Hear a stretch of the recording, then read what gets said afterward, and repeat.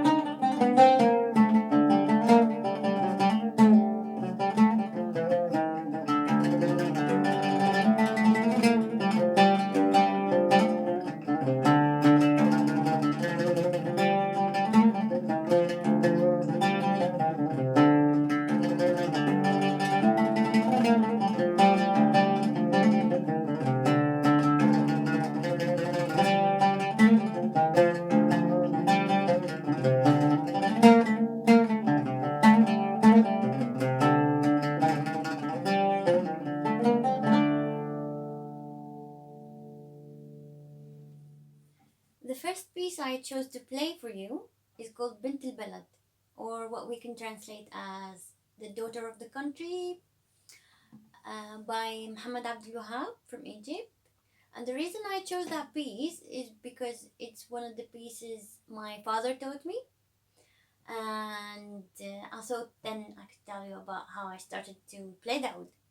I was very lucky to be born in a very musical family. My dad used to play the oud and make ouds, and my mom had a beautiful voice and she also played the oud, and my younger brother also later on picked up a few instruments like the buzuk and the percussion. So it was quite fun being in my family's house since very early. So round about the time I was 7 years old, my dad made me a very tiny oud, which I think I will include the picture later so you can see it.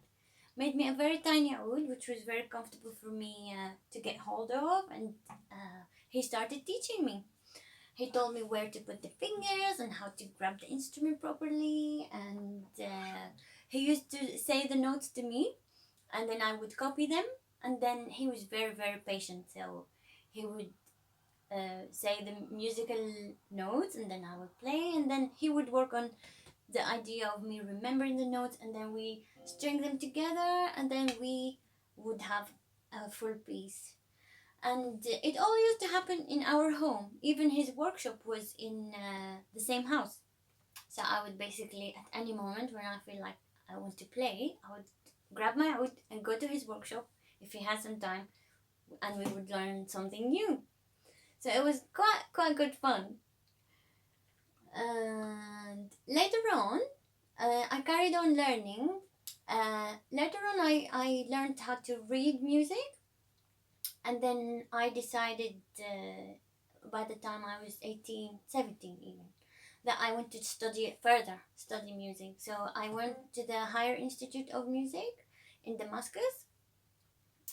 I was born in Homs, so I had to travel to the other city and lived there for 5 years to study. And then after my graduation, I stayed there, worked some more, and then in 2015, I moved to the UK. And since then, I've been doing lots of things. I've been teaching music to primary school children, and been doing concerts around the country, and I've met wonderful other musicians from all around the world.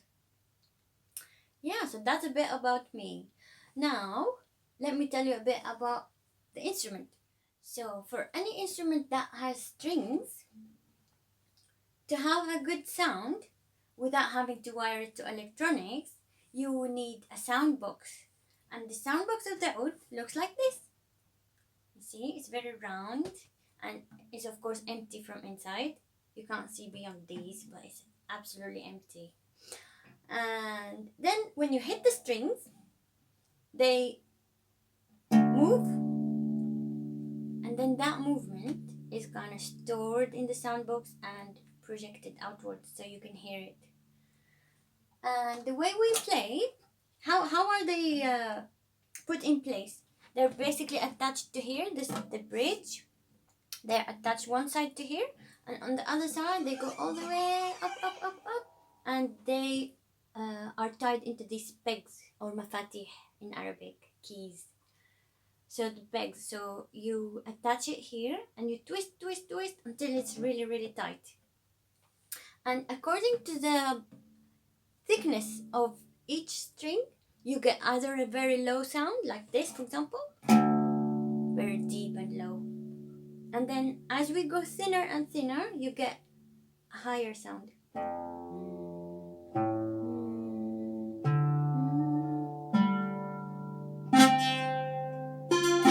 Ooh, it needs tuning. Let's tune it.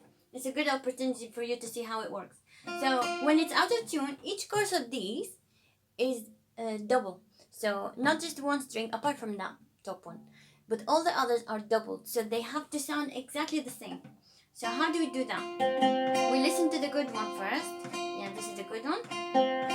And then we twist the other one until the sound of those two match. See if you can spot. You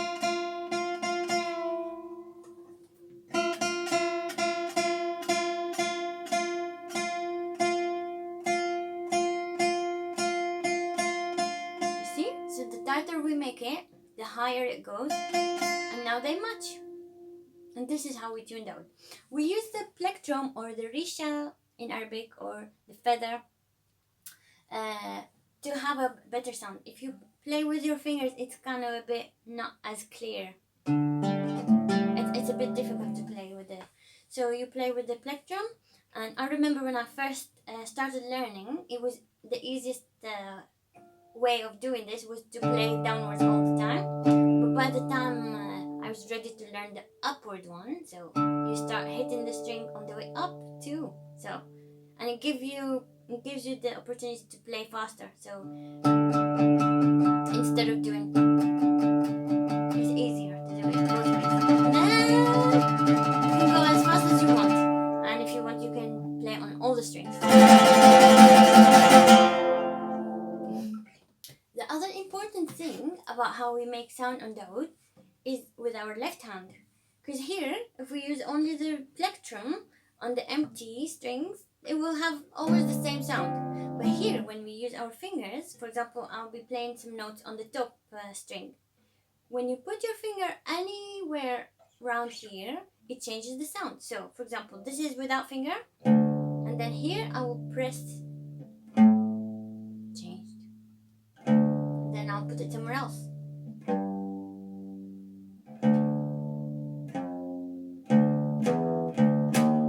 See? So the higher down here you go, the higher the sound goes. So, and same with all the other strings.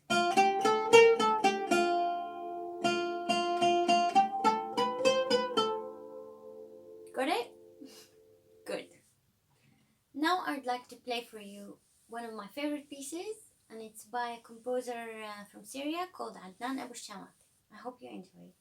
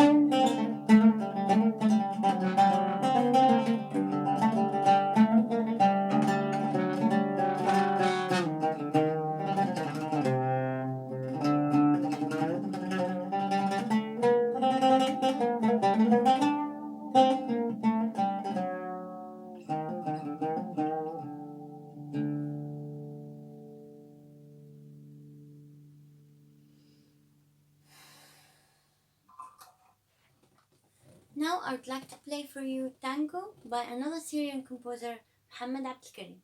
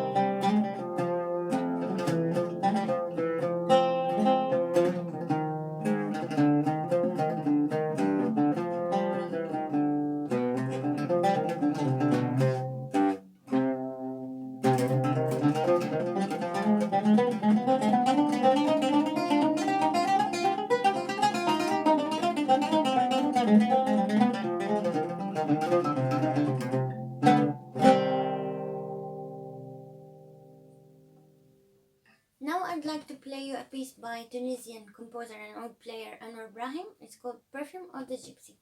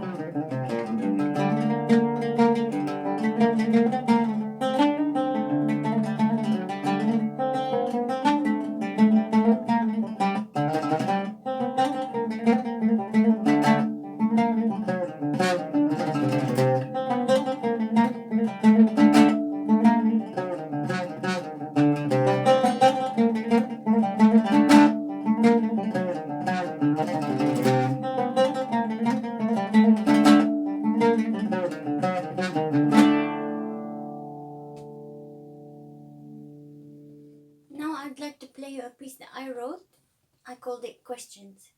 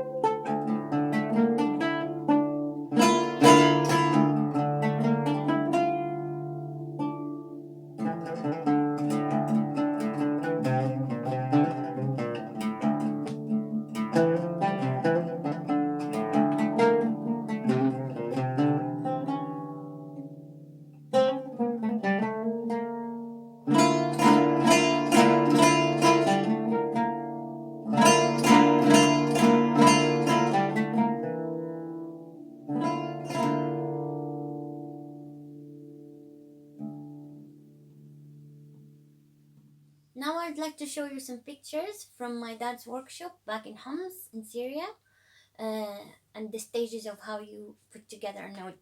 But I thought I'd start with this funny one. This is me. I must have been around 3 years old or something, maybe younger. And this is a full-sized ode, obviously, and I must have just been trying to make some sounds. My first actual ode was this one.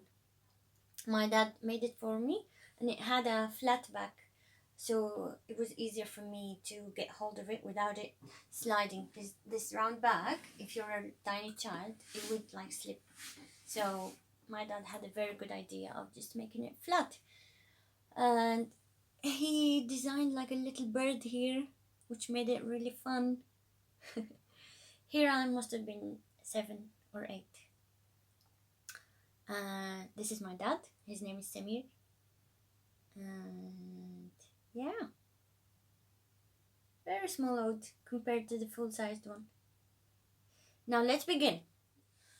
One of the first things you prepare when you're an ode maker, about to make an ode, is a long, strong piece of wood, which you would be able to chop into long stripes to make the ribs.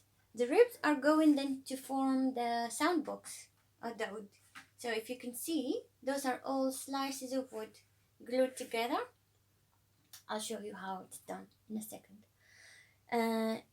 Basically, you leave these stripes in water for a few days so the wood can soak water, and then it would be then easy for you to bend them, because they have to bend eventually to have this round shape. So you bend them on a hot machine. It's oval shaped. You bend and bend and bend to get the right shape, and this is how you end up with. They're all bent. And then you would have had your mold, which you use over and over to make different oats, and then you line them on top of this mold one by one, and you glue them together. You see?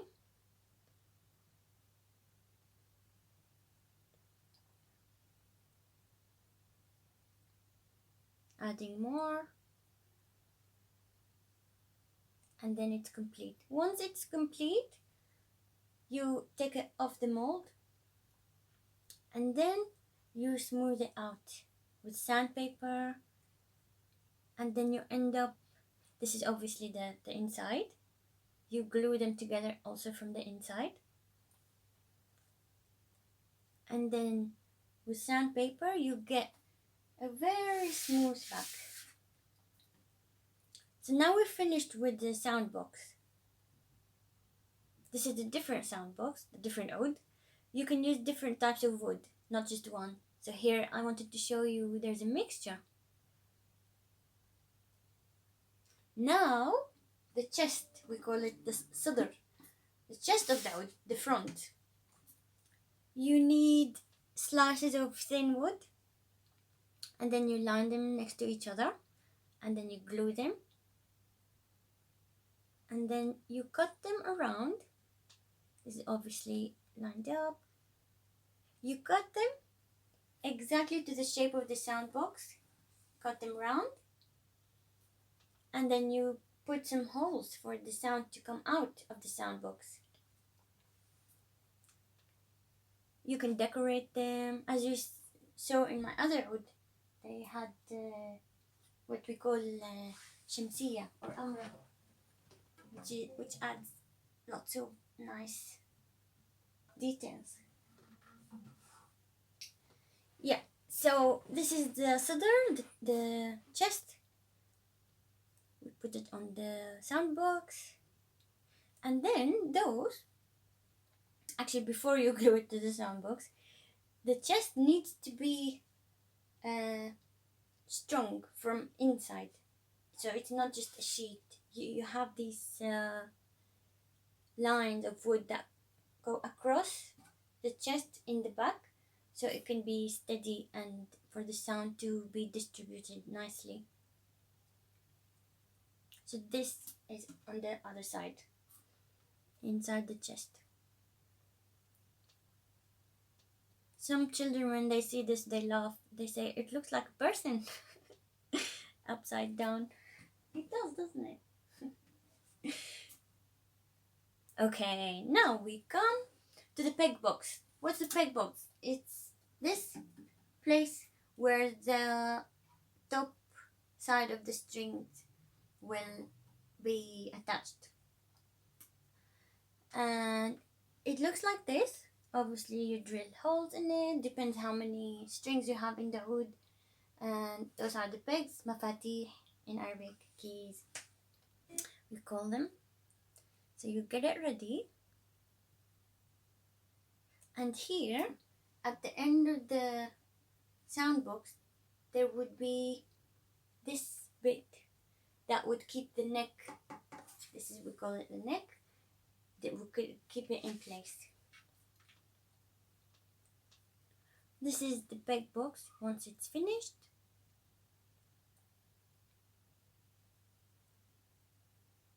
Now the neck is attached, the peg box is attached. It's starting to shape up.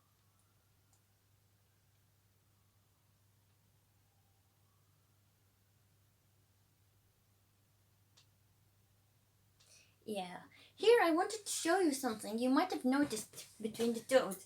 So this one is the one that my dad made me later. And you can attach the strings on the chest in two ways. You either make them go all the way down here, you attach them to the back of the sound box and use a bridge, or you attach them straight to the bridge itself. This wood I bought from Turkey. So here, once we try to attach some rubber bands across sound boxes in a second, you will see the amount of tension there is. So that's why there was this other way of attaching the strings. It takes off the tension of the bridge. So attach it here. Obviously the solid sound box provides solid base, so you don't have to worry about the strings snapping off the bridge. It also gives different sounds. So for woods where the strings are attached straight to the bridge, the sound is, to me, it sounds a lot deeper and more mellow. I do use both outs. Depends what kind of sound I'm after. And this one, this piece, we call it the pillow,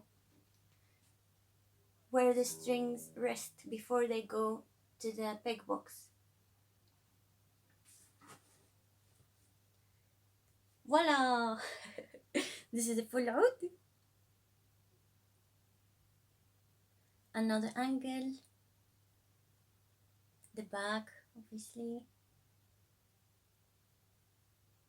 Yeah. I hope you enjoyed seeing this. I can't tell you how much fun it was to see ouds made at our home. I think I was very, very lucky to be able to witness every step of the process and smell the lovely smell of the wood and the glue. And yeah, my dad used to have music all the time in his workshop, so it was a very rich experience. Yeah, I hope you enjoyed this. Now, I thought since we talked about different types of oud, I would play you a piece on this one.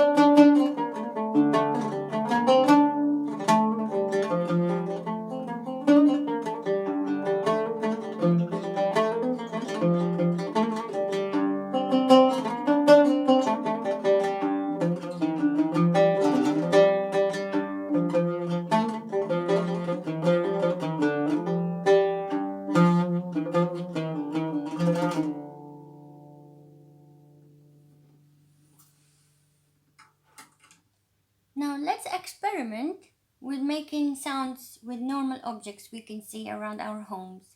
On a very basic level, you would need just something to resemble a sound box, like a container. We're going to try a few, see what kind of sound each makes, and some rubber bands. We can, if you have paper clips, we can make use of them. If you have wooden sticks, we can make use of them. We might need scissors, but on a very basic level, rubber band and a container for a sound box is all you need. We're not going to worry about the neck, because if I may show you just very quickly, the tension would be way too high for any object around our home to sustain. Look, this is just a rubber band, and still, if I was to make a neck, it would be, look, the bend. There's a huge bend. So it would be a bit tricky. So let's not worry about the neck that the oud has. Right, so I will start with the thickest one, the thickest rubber band I have. And let's see. Okay. Let's try following this one.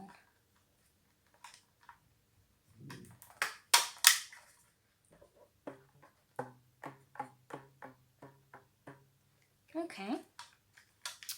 And maybe let's try folding this twice. See what happens. You see the tension is already kind of bending my container. Ooh, I like that. You see, the more we increase the tension, the higher the sound is.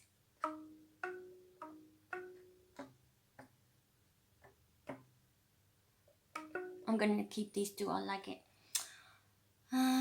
Let's see what we can do with this one. It's a thick one, so I expect the sound to be quite low.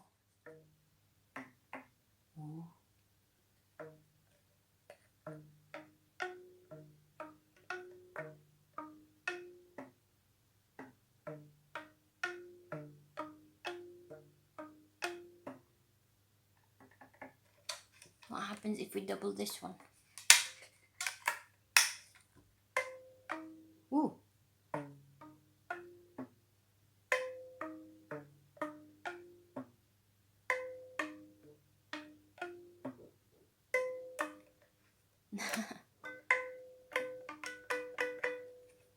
What happens if we double this one?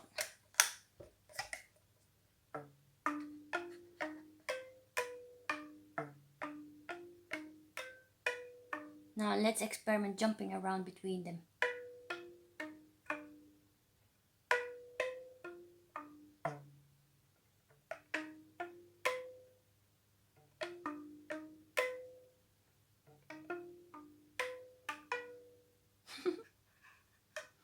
Okay, let's see what happens if we try to maybe tune a bit more. Maybe wrap the paper clip round a few more times around one of them to increase the tension. Oops, it's not.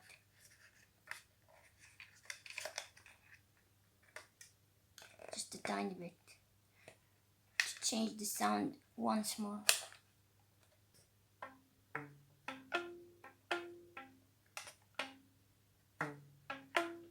And I'm also wondering what effect it might do if we stick a wooden stick here, like the bridge or the pillow we saw in the wood. Let's see. Maybe a bit more clarity in sound, I guess.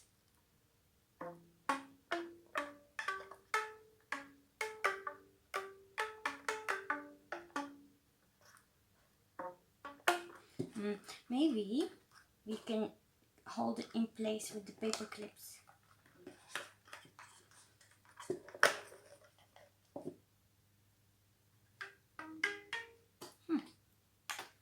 I can sense some more clarity in the sound. I'm not sure if you feel the same.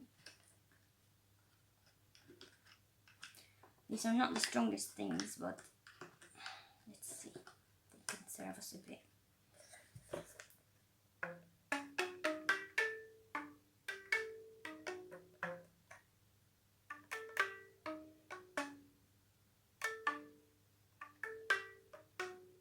Oh, I like that. Ooh.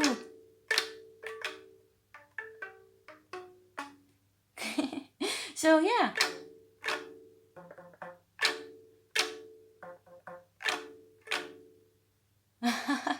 I'm not sure about you, but this is quite a lot of fun for me. Let's try another container now, yeah? The next container I thought I'd try is this one. With round shaped ones, you might find it harder to keep the rubber bands in place. But try as much as you can, and I have a solution that I also think might work for you. Let's just wrap around just some random ones. I'm thinking this looks like it's long enough to go twice. Not quite. It might snap actually. Maybe not. This turns orange.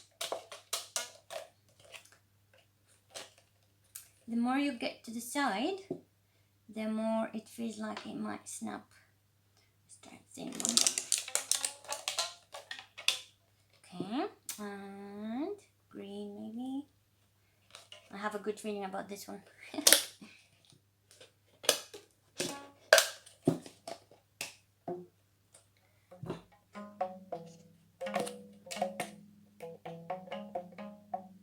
Oh, it's like a scale. Oh, it's changed. Oh, you see?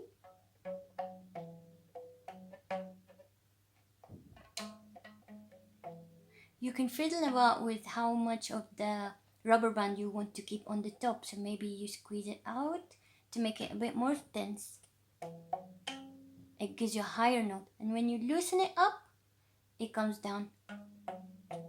It's like a scale now. Da, da, da. Let's start with this one. Ooh, you see?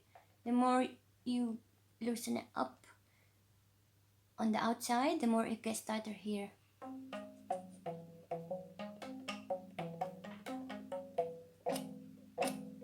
I like that.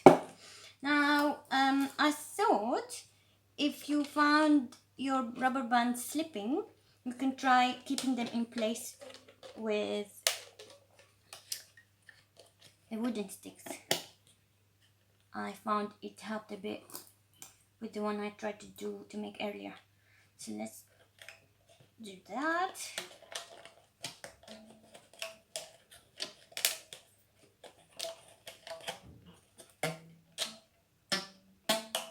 Okay. Let's see. What do we want? It depends what kind of sound we want really. So we tune those accordingly. Do we want it to feel like a scale? Da, da. A bit less. Da, da. Da, da, da. Ooh, that's a perfect scale. Da, da, da, da. It's expected over time because it's rubber bands and they might loosen and the sound might change. But yeah, you can always get back to it, tune it a bit more.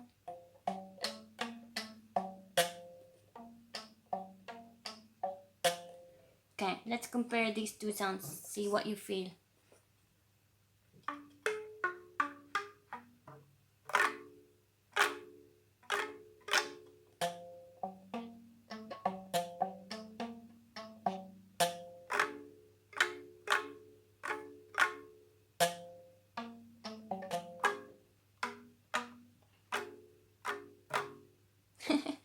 Well, I will leave this with you and maybe you'll have more in your imagination to experiment with different sorts of stuff.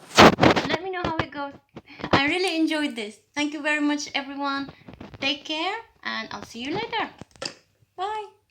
Lastly, I just wanted to say thank you very much for joining me in this session. I hope you enjoyed it. And it's been really wonderful to reconnect with the friends and the audience through celebrating Syria Manchester.